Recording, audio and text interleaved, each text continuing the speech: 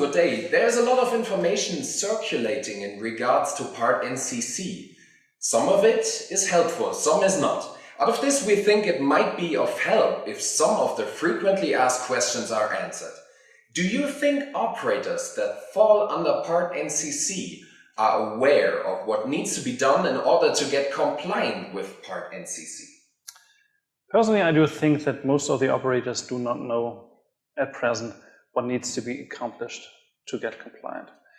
However, I think that there's a big need out there to have the questions answered and to get information.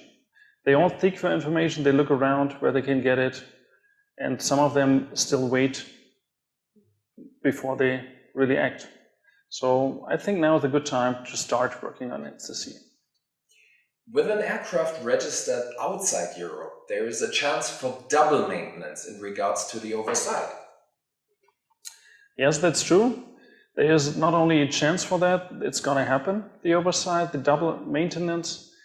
For example, if your aircraft is registered in the United States, this means that you will have to talk to the authority in the FAA actually, and of course to the authority of your home country, which might be Germany or Belgium or France. So you have to negotiate with both parties to get the information that you need, what you need to do, what has to be done, and so on. Do you expect that there will be more ramp inspections after 25th of August? Yes, from what we've heard, for example, the French Civil Aviation Authority, they already said that there's going to be a couple of ramp inspections coming up after, or maybe in September, and they already hired people for that. And I'm pretty sure that other authorities will go the same way. Torsten, what do customers expect from the manuals that are an absolute must with Part NCC? I don't know. I don't think there's a big expectation out there right now, because most of the customers do not know what needs to go into that manual. For example, most of them have never seen or never used the minimum equipment list. They might have seen the master list created by the manufacturer, but they have never seen a tailored one reflecting what their aircraft looks like. So same goes for the operation manual.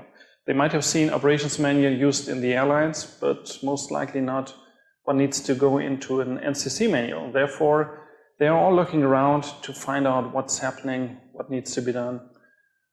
But still, they do not know what really needs to go in there. As Part NCC operations are mostly very small, do customers expect a significant amount of extra work with Part NCC? I'm sure they expect a big amount of work coming toward them. However, I think it's not that tricky to get compliant. Some things have to be done. Of course, I would suggest to get help from outside. However, if you combine your knowledge with others and you invest in the time, which is of course also money, to get this thing done, you can do it, but not in a time frame like 2 or 3 weeks. If you want to do it on your own, I would say you have to expect at least 3 months to do it. The regulator promotes Part NCC to be implemented proportional to the size of the operation. Do customers have an idea how this can be accomplished? I do not think that customers have an idea how this can be accomplished, or what they don't know what proportionality means. Looking at myself, when the Part NCC started, I didn't know what the regulator expected to be proportional. However, right now, of course, I do know it, but I think for customers to be aware of what that means, it's going to take a while.